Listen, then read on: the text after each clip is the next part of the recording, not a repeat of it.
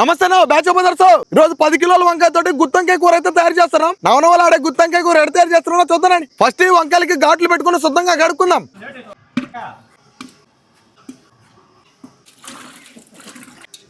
ఈ వంకాయలు ఆయిల్లో వేయించుకుందాం.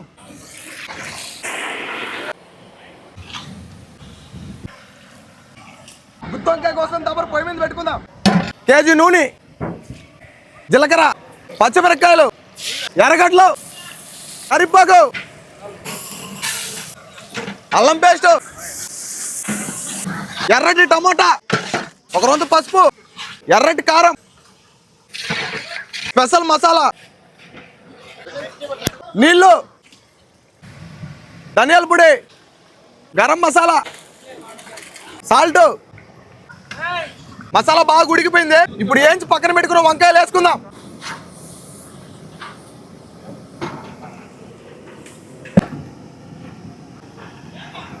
కస్తూరి మెంతాకు, ఫైనల్గా వేయించుకున్న పచ్చిమిరకాయలు, కరివేపాకు వేసుకొని దింపుకుందాం. చూడండి గుత్తంకాయ కూర ఎంత బాగా వచ్చేసిందో. తెల్లన్నంలో వేసుకొని కుమ్మేద్దాం.